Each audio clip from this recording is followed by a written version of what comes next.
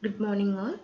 I am Gopika IS here, Assistant Professor of Department of Civil Engineering SNIT ADU, and today we are going to discuss about factors affecting shear strength. In the previous slide or presentation we discussed about Morse Coulomb's failure condition.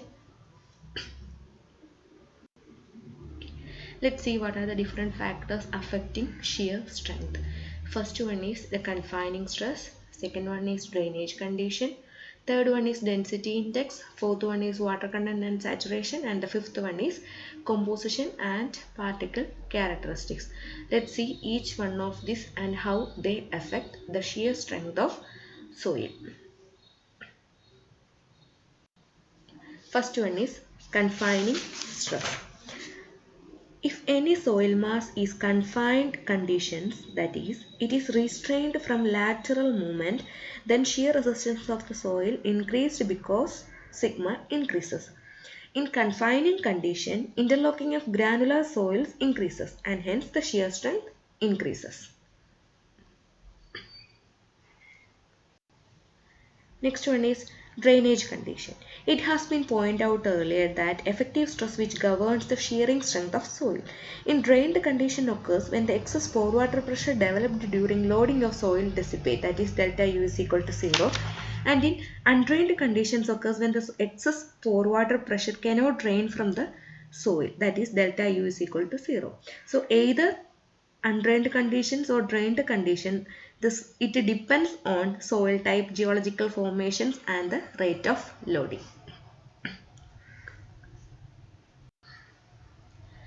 The third one is the density index.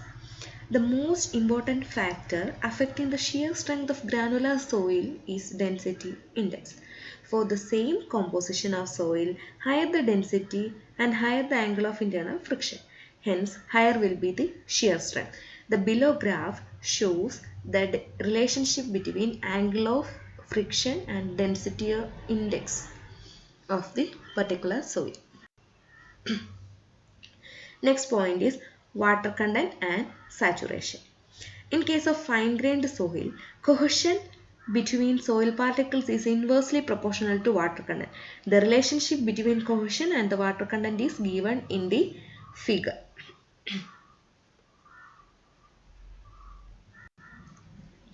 The degree of saturation also affects the cohesion, and the cohesion increases up to an optimum value above which it decreases with increasing for a given void ratio. On other hand, in unsaturated soils, negative excess pore water pressure increases the effective stress. Thus, if the pore water pressure is negative, the effective stress increases. The last point is the composition and particle characteristics. The angle of internal friction depends on the grading of the soil. A well-graded soil with high uniformity coefficient has a higher angle of friction as compared to poorly graded soil. Similarly, sharp angular grains which can interlock well with adjacent grains will show higher friction angles. Hence, minerals such as mica and flaky particles will show low angle of internal friction.